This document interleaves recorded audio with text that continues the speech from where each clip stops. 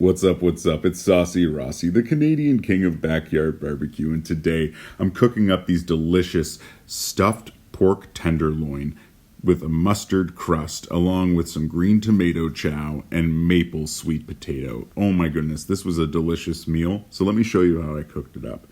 Make sure you like and subscribe as well.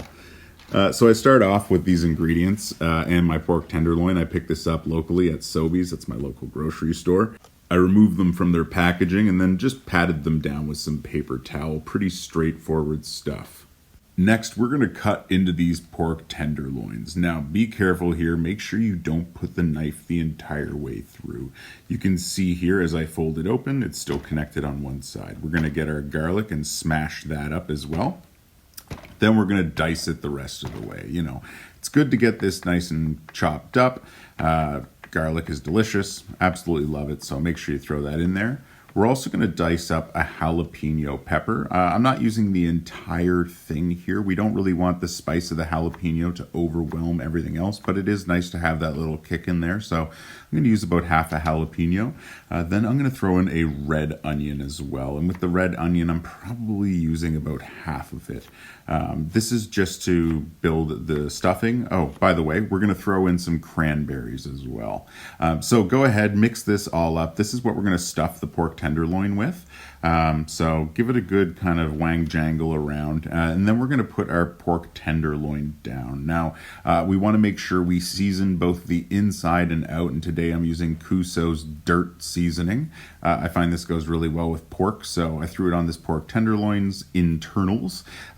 Then I stuffed it with some of that mixture that I made. Now, I think I did kind of go overboard with the amount I put in here. As you can see here as I'm trying to close it up, it's having a hard time. So I went ahead and I grabbed some butcher twine and I gave it a tie in 4 places around. And as you can see here, that really helped keep all that stuffing inside. This was definitely essential. So if you have butcher's twine and you're following this recipe at home, highly suggest you go ahead and get that out and tie it up. Trim it down as well, as you can see I did here. And then I'm going to go ahead and coat the outside of this pork tenderloin with more of that Cuso's dirt. That's going to help really get that flavor and seasoning on here.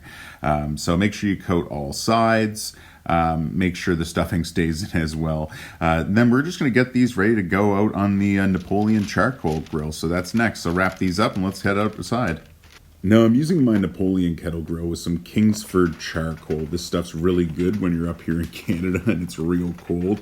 I think right now it's like -7 or something while I'm cooking this, as you can see, but that doesn't matter. Charcoal really gets hot and rip-roaring high temperatures, so you don't have to worry about, you know, like gas grills, they take a lot more to run in the winter. So yeah, charcoal's the way to go. And plus you get to do fun stuff like this. Check that out. There's flames going everywhere.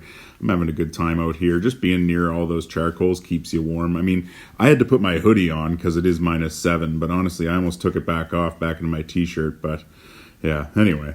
So we're going to go ahead, throw the grate back on, and then clean it off. Give it that quick, back and forth with your brush. Then throw the lid on. Let's get this thing heated up. I thought it was pretty cool the way the snow melted away here, so I left that in for you guys. I don't know. I'm kind of artsy like that with my barbecue, I guess. Anyway, so let's go ahead. We got this real hot, and let's get those pork tenderloins right over the coals. Now, one thing I'm going to make sure you understand here, I cut this down, this cook. It kind of looks like I'm flipping them all the time as this is cooking along. In between each flip is probably about 20 to 30 seconds. Plus, I'm keeping a close eye on the pork tenderloins, making sure they're not going to burn. When you do use a charcoal grill with the coals this close to the grate, that can happen. So be careful. You don't want it to burn. But we do like a nice kind of crust building on the outside. So we are going to start flipping it. And like I said, probably about 20 to 30 seconds each time here. And as you can see, it's just snowing lightly on me. This was absolutely wonderful. I really enjoy barbecuing in the winter in Canada. Like I said, it's -7 out, but when you're near a barbecue that's about 500 degrees, you're not worried about that. You know, you can just step a little bit closer and it will keep you nice and warm.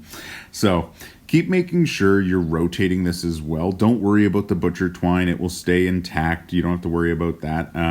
You want to watch for flare-ups and all that, but just keep rotating the meat. That's...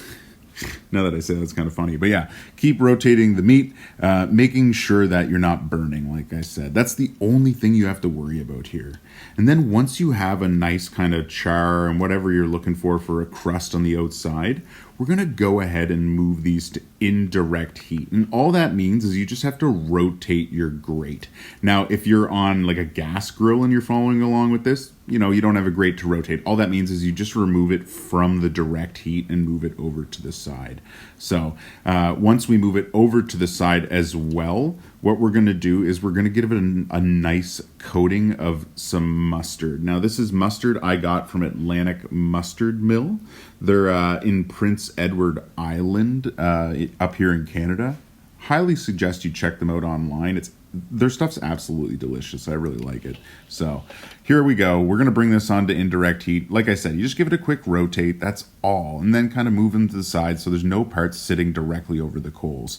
And then by putting the lid back over this, the convection heat of this barbecue is going to continue and bring them up to the right temperature. So you're probably wondering, what is the temperature? So I'm aiming for about 145 or 150 before I pull it off.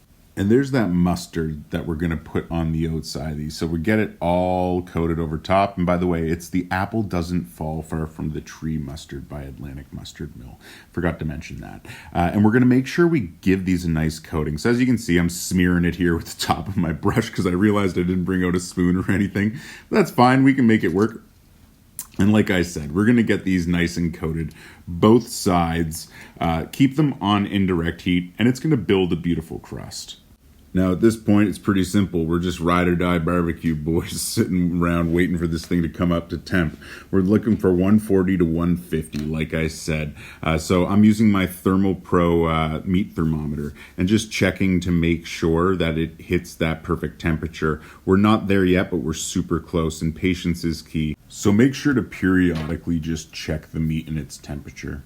On my end, thankfully, we finally came up to about 148, 150. So I pulled these off and let them rest for about 10 minutes or so. And boy, oh boy, did they ever come out beautifully. Check this out as I slice into them. These cuts are pretty awesome. I'm pretty happy about this. You can see that cranberry packed in there with the onion and garlic. There's a little bit of jalapeno too. That mustard crust built on there beautifully. Overall, this was a really, really, really delicious bite of barbecue. I really enjoy mustard crusted pork tenderloins. It's something I recently discovered. And if you've never tried it, give it a shot. They're absolutely one of the easiest cooks. You just throw it over the direct heat for a few and flip it every now and then. And look what you're ending up with. Some delicious mustard crusted stuffed pork tenderloin. Like, does it get better than that? So I went ahead and made some mashed sweet potatoes, mixed in some maple syrup with them because I'm Canadian, then threw the pork tenderloin sliced up on top. But that's not where I stopped, because I absolutely love adding layers of flavor. So I also picked up this Atlantic Mustard Mill green tomato chow. Now, I don't know if you're from Atlantic Canada or not, but growing up, I had green tomato chow with meals all the time. I love this stuff. And Atlantic Mustard Mill, when I found out they made it, I was thrilled. So thanks again for watching. Take care, stay safe. Make sure you like and subscribe and join my ever-growing community of home cooks. I hope you have a great day and enjoy some food. Take care.